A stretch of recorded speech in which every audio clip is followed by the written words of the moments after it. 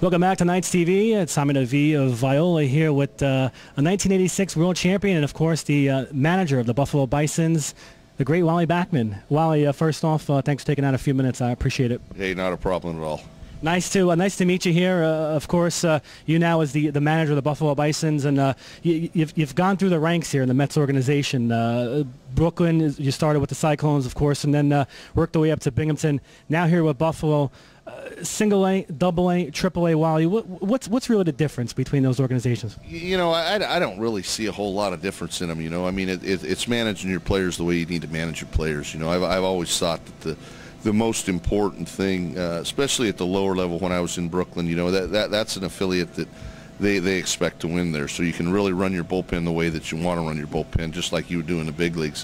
And at the higher levels, you can basically do the same thing. So to me, that's the most important part is being able to run your bullpen.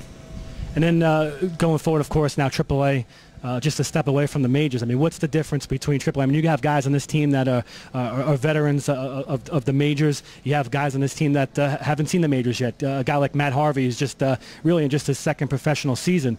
What do you tell those guys? I mean, what's the difference there? Well, you know, there's difference. You know, we do have a big blend of veteran guys with some younger guys. It's nice that we lost Rob Johnson, who was a veteran catcher, which was a huge asset to a guy like Harvey and Familia both. You know, but Mays stepped in and done a nice job for us as well. But, you know, there's not a whole lot of difference. You know, it's all about communication, I think, you know, with your players. If you can communicate well with your players, they stay on the same page as you stay on, and you get the best performances out of them that way. What type of manager is Wally Backman? What's your managerial style? Well, you know, I like to be a little more aggressive. I don't have a whole lot of team speed. You know, and I prefer to have speed with power, just like everybody else probably would. But my style is aggressive on the bases, being able to go first to third, try to force the defense to make mistakes, and just give 110% when you're out there on the field. That's what I expect out of my players. Good. Is there a player, and we'll get into your playing days in a bit, but is there a player that maybe you see yourself kind of in? I mean, is there a guy that, you know, obviously you had speed, defensively, all the different things that you brought to the table. Is there a guy out there nowadays that maybe you kind of see yourself in?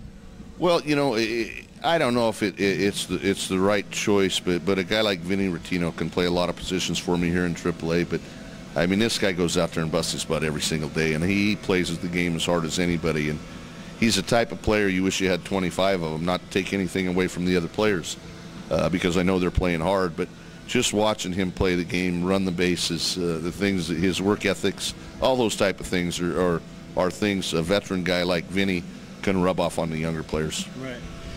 Got to ask you, let's get into your playing days for a minute here. Of course, 1986 World Series champions. I was just 5 years old, but I remember it like it was yesterday. Really, honestly do. And, of course, my dad and my family, Mets fans from Brooklyn, take me back to that, obviously, that big game, Game 6, that entire series. I mean, what a World Series it was, right? Well, it was a great series. You know, people tend to forget about the Houston series that we had before that, which was probably just as great a series. And, you know, just a great time. I remember the Game 6. I made the first out. I flew out to left field. And after I made the out, very disappointed. I felt that our ball club, when we played Boston, we played the worst series that we played all season long against the Red Sox. And, you know, fortunately for us, you know, guys like Carter and Mitchell, they got real big hits. Ray Knight got some big hits, got us back in the game. And then, of course, the mistake by Buckner is something that you don't expect to happen. And we just had the never die type of attitude on that ball club all year long, and it really showed in Game 6.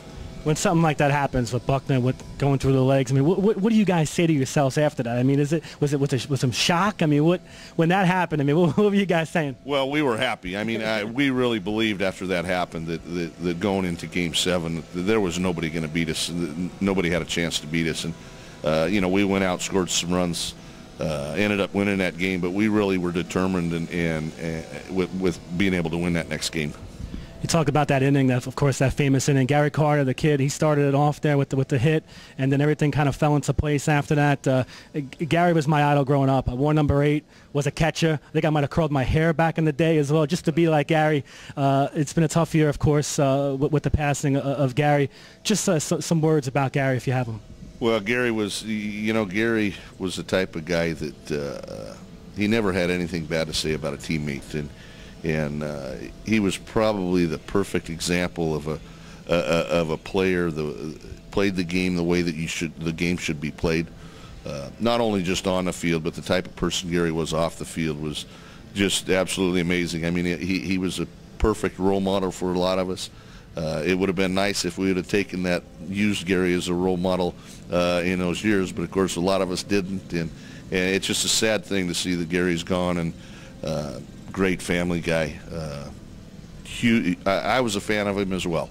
So, I mean, Gary's very, very much missed by all of us. I'm sure he is, and of course the number you'll wear this year is number 8. He has a shirt on right now, number 8 shirt, if you get a shot of that. So obviously Gary is still in our thoughts and in our minds right now. He always will be, no question about it.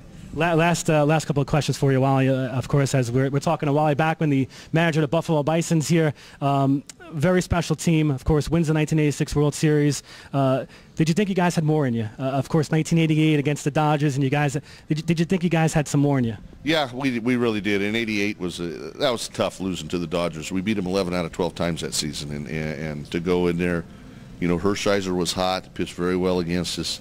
'88 was really a letdown year, and after '88 they started kind of separating the players and going to different teams, and it would have been nice to see all of us guys stay together for a few more years. We all had some good years left in us, and it's I look back at the whole thing from '84 on. I mean, it's a shame. It would have been nice if there was a wild card back in that day, right? Because we would have probably been in the playoffs every year, for about probably 6 years or so. But that's just not the way the game was then at the time, and very disappointing though. I think in '88.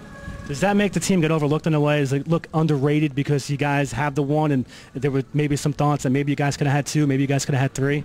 Well, I've always thought about it. I wish the wild card would have been there in those years, because we won 100 games one year and didn't go to the playoffs. So that's tough. But the Cardinals had some great teams as well in those years. Right. Last question for you, Wally. Obviously, your career, you hit 320 that year in '86, 333 in the playoffs that year. Was that your best year offensively, or was that your best year all around for you? I think it was my best year in the sense that we won the World Series. I had some other good years where I hit 300, but I think knowing the effect that it had on a lot of the outcomes of the games, doing the things that I had to do, I knew I was a big asset to the ball club in those years. Well, great, Wally. A big asset not only to the ball club but to fans as well. Always great seeing you out there on second base. The great Wally Backman, I appreciate taking out a few minutes. Thank you. Thanks, you bet. All right, Wally Backman, Buffalo Bisons manager here. I'm Tommy Viola. We'll see you next time right here on Knights TV.